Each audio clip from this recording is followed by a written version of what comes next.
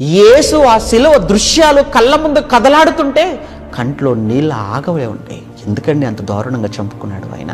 ఎందుకని అంత ఘోరంగా ఆయన చనిపోవాల్సి వచ్చింది?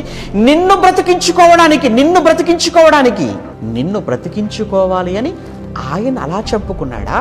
అవును. అటువంటప్పుడు ఆయనను చంపుకొని నిన్ను బ్రతికించుకున్నందుకు నువ్వు చేసింది ఏంటి? ఈరోజు నువ్వేం చేస్తున్నావు చెప్పమంటావా? మరలా ఆయనను చంపుతున్నావు. బాహాటముగా సిలువ వేయుచున్నారు అంటాడు హెబ్రీ పత్రిక 6వ అధ్యాయం. బాహాటముగా సిలువ వేస్తున్నావట. అదేంటండి? ఎవరు? మనమట. ఎప్పుడు?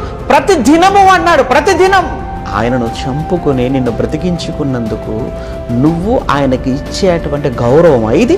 నువ్వు యేసుకి ఇచ్చే గౌరవమా? నిన్ను బ్రతికించుకోవటమేనా ఆయన చేసిన తప్పు? నీ కోసం ఆయన ప్రాణం పెట్టడమేనా ఆయన చేసిన నేరం? నువ్వేం చేస్తున్నావు? నీ మాటలతో, నీ చేతలతో, నీ నడతతో, నీ ప్రవర్తనతో మరలా ఆయనను బాహాటంగా సిలువకు అప్పగించి ఆయన ఇంకా అవమానపరుస్తున్నావు సమాజంలో అంటే ఏమర్థమైందయ్యా నీకు? సిలువ త్యాగం నీకు ఏమర్థమైందయ్యా? ఆయన కష్టం